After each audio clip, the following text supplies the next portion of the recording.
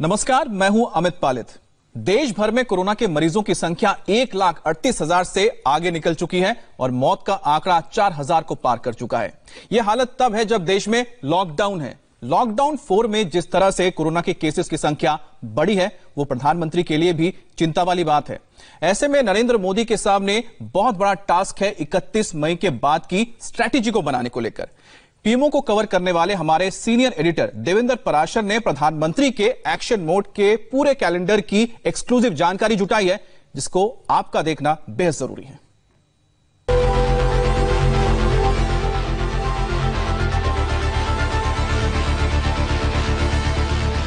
इस कार्यक्रम के माध्यम से मैं हिंदुस्तान के सभी नागरिक, चाहे वो गांव में हो या शहर में, उन सब तक एक बहुत महत्वपूर्ण संदेश भी देना चाहता हूं। जिन मुसीबतों को न कभी सोचा था, न कल्पना की थी, न कभी कोई सोच सकता है, ऐसी ऐसी मुसीबतें। इम्पॉसिबल टास्क को मुट्ठी में करने निकले प्रधानमंत्री मोदी के दिमाग में जो नया आइडिया है, जो नई रणनीति है, उसकी संपूर्ण व्याख्या प्रधानमंत्री की तस्वीरों में है।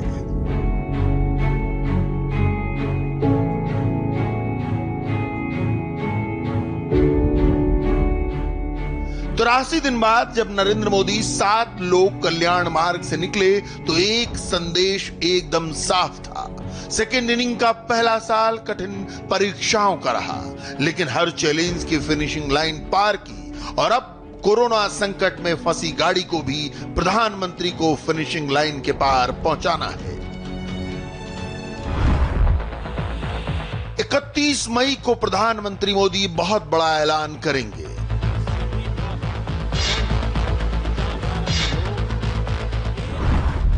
लॉकडाउन में प्रधानमंत्री मोदी के 4 नए फैसले लॉ।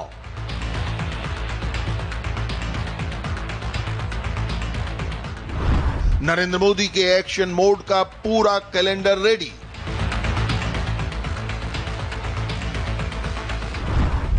नई तारीख, नया प्लान और कोरोना पर बड़ी खबर देंगे। प्रधानमंत्री युद्ध स्तर पर कोरोना के खिलाफ जंग लड़ रहे हैं। खुद मोदी कंट्रोल रूम में हैं। कंट्रोल रूम से सिचुएशन को मॉनिटर कर रहे हैं। इस वक्त प्रधानमंत्री के दिमाग में भविष्य की पिक्चर एकदम क्लियर है। इसे आप प्रधानमंत्री के कंट्रोल रूम से देख सकते हैं। ऑपरेशन राहत, मिशन 20 लाख करोड़, नया वर्किंग पैटर्न, ऑपरेशन बॉर्डर। यह सब कैसे होगा, इसे समझने के लिए आपको नरेंद्र मोदी का एक्शन वाला कैलेंडर देखना होगा। आगे की रणनीति के पन्नों को बहुत गौर से पढ़ना होगा, क्योंकि 1 जून से जैसे जैसे तारीख बदलेगी, आपको प्रधानमंत्री के चौंकाने वाले फैसलों के बारे में पता चलेगा। प्रधानमंत्री मोदी के कैलेंडर की एक्सक्लूसिव डिटेल्स हम आपके साथ शेयर करेंगे। लॉकडाउन का एक्सटेंशन होगा तो अब कैसा होगा? कोरोना को मुट्ठी में करने का प्लान बी और सी क्या है? नापाक पाकिस्तान की सर्जरी की डेट क्या होगी? चीन का घमंड चूर चूर करने वाली रणनीति तैयार। प्रधानमंत्री की फिलॉसफी एकदम क्लियर है। चुनौतियों से निपटने के लिए मोदी आक्रामक मुद्रा में है, चाहे वो कोरोना के विरुद्ध युद्ध हो या फिर बॉर्डर पार से चीन और पाकिस्तान का दुस्साहस। सबसे पहले हम आपको कोरोना के खिलाफ युद्ध में प्रधानमंत्री की नई स्ट्रेटजी का रोड मैप समझाते हैं। आपको ये तस्वीरें याद होंगी। कोरोना के खिलाफ जंग में प्रधानमंत्री ने सोशल डिस्टेंसिंग के रूल को खुद फॉलो किया। हर मीटिंग में प्रधानमंत्री मास्क में नजर आए। और 83 दिन बाद प्रधानमंत्री ने बंगाल और ओडिशा का दौरा करते वक्त भी देश को नया मैसेज दिया। कोरोना के साथ सबको जीने की आदत डालनी होगी। कोरोना के खिलाफ युद्ध में सावधानी ही सबसे बड़ा हथियार है। आपातकाल के बाद पहली बार मोदी 83 दिन एक ही जगह रहे। आने वाले दिनों में प्रधानमंत्री कई स्टेट की कई और विजिट करेंगे। जब तक कोरोना के खिलाफ जंग में सख्त सोशल डिस्टेंसिंग की जरूरत थी, प्रधानमंत्री ने लॉकडाउन का खुद पालन किया और अब जरूरत है लॉकडाउन से लड़ाई में सावधानी के साथ बाहर निकलने की, तो प्रधानमंत्री ने पूरे देश को इन तस्वीरों से नया मैसेज दिया। लेकिन लॉकडाउन में मिल रही छूट के बाद कई लोगों को कोरोना के बढ़ते मरीजों के आंकड़े डरा रहे हैं। उन्हें आज प्रधानमंत्री मोदी की नई रणनीति के बारे में सुनना चाहिए। आपको पता चलेगा कि पैनिक होने की जरूरत नहीं है। कोरोना को कंट्रोल में करने के लिए प्रधानमंत्री ने पूरी ताकत झोंक रखी है। हर घंटे की रिपोर्ट प्रधानमंत्री मोदी तक पहुंच रही है। प्रधानमंत्री को रोज रिपोर्ट देते हैं प्रिंसिपल सेक्रेटरी पीके मिश्रा। प्रधानमंत्री दफ्तर सीधे कोरोना ऑपरेशन की मॉनिटरिंग करता है। पीके मिश्रा देश भर के डीएम और एसपी के साथ वीडियो कॉन्फ्रेंसिंग करते हैं। अफसरों को प्रिंसिपल सेक्रेटरी कोरोना युद्ध की रणनीति समझाते हैं।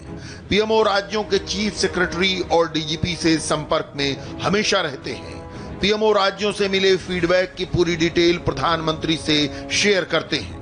अब आपको समझ में आ गया होगा कि लॉकडाउन में प्रधानमंत्री कैसे काम करते हैं। आपको बता दें कि इन दिनों प्रधानमंत्री पहले से ज्यादा मेहनत कर रहे हैं। रोज ज्यादा से ज्यादा फाइलें निपटा रहे हैं और जिस फाइल पर प्रधानमंत्री का सबसे ज्यादा फोकस है वो है 20 लाख करोड़ के राहत पैकेज की फाइल। पॉलिसी बन गई, लेकिन जमीन तक पॉलिसी के एग्जीक्यूशन में कोई प्रॉब्लम न हो, ये प्रधानमंत्री की सबसे बड़ी प्रायोरिटी है।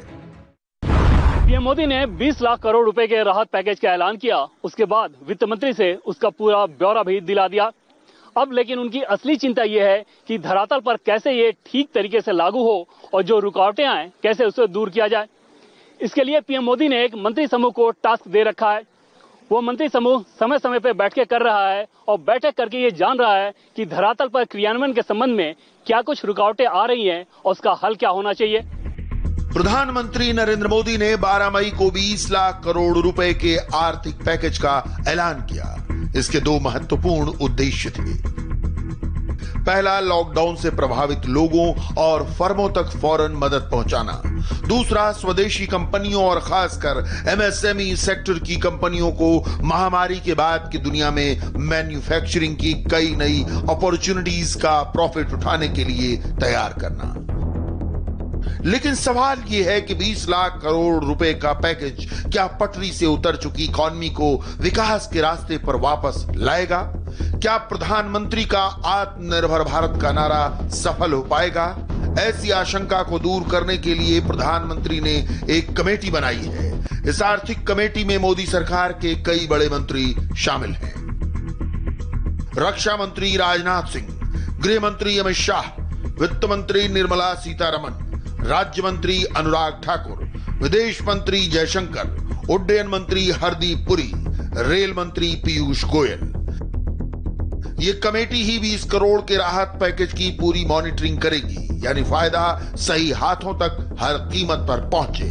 मोदी के दिमाग में आत्मनिर्भर भारत की तस्वीर साफ है। कोरोना संकट ने अपना सबसे बड़ा संदेश, अपना सबसे बड़ा सबक हमें दिया है, हमें सिखाया है और एक प्रकार से उस रास्ते पर चलने के लिए हमारा दिशा निर्देश किया है। और वो रास्ता क्या है, वो दिशा क्या है? इस कोरोना संकट से हमने अनुभव में पाया है कि अब हमें आत्मनिर्भर बनना ही पड़ेगा। बिना आत्मनिर्भर बने ऐसे संकटों को झेल पाना भी मुश्किल हो जाएगा। गांव अपने स्तर पर अपनी मूलभूत आवश्यकताओं के लिए आत्मनिर्भर बने, जिला अपने स्तर पर, राज्य अपने स्तर पर और इसी तरह हमारा ये पूरा हिंदुस्तान कैसे आत्मनिर्भर बने, अपनी आवश्यकताओं की पूर्ति के लिए हमें कभी भी बाहर का मुंह नहीं देखना पड़े, ये तय करने का ये सबक हमें सीखा है। भारत में ये विचार सदियों से रहा है, लेकिन आज बदली हुई परिस्थितियों ने हमें फिर से याद दिलाया है, आत्मनिर्भर बनो, आत्मनिर्भर बनो, आत्मनिर्भर बनो। प्रधानमंत्री का संदेश स्पष्ट था। कोविड-19 के बाद की दुनिया के लिए खेल की नई इबारतें तय करने का वक्त अब आ गया है। ये सिर्फ आर्थिक पैकेज तक सीमित नहीं है। प्रधानमंत्री ने इसके लिए सरकार के वर्किंग पैटर्न को बदलने की शुरुआत कर दी है। बहुत कम लोगों को पता है कि लॉकडाउन के बावजूद मोदी सरकार के मंत्री और अफसर पहले की तरह, या यूं कहें कि पहले से ज्यादा काम कर रहे हैं। यह मुमकिन हुआ तकनीक की वजह से। कोरोना महामारी ने भले ही जिंदगी की रफ्तार को रोका हो, लेकिन केंद्र की मोदी सरकार के रफ्तार में कोई भी ब्रेक नहीं है। भारत सरकार के मंत्रालय पहले की तरह ही काम कर रहे हैं, बस अब तरीका बदल गया है। फिजिकल मीटिंग के बजाय ऑडियो वीडियो कॉन्फ्रेंसिंग के मार्फत होने वाली बैठकों पे अब ज्यादा जोर रहता है। अगर फिजिकल मीटिंग होती है तो अधिकारी आते हैं, लेकिन दूर दूर बैठते हैं, उनके चेहरों पे मास्क होता है, मंत्री के चेहरे पर भी मास्क रहता है, साथ ही साथ हर चीज सैनिटाइज की जाती है। प्रधानमंत्री नरेंद्र मोदी ने सभी मंत्रियों को निर्देश दिए हैं कि आने वाले दिनों में ज्यादा से ज्यादा तकनीक का इस्तेमाल करें, ई गवर्नेंस को प्रमोट करें, मंत्री और अफसर वीडियो कॉन्फ्रेंसिंग का इस्तेमाल करें। इससे सरकारी पैसों की बचत भी होगी और कोरोना के साथ जंग के दौरान भी काम चलता रहेगा। पूरा प्लान क्या है ये समझिए।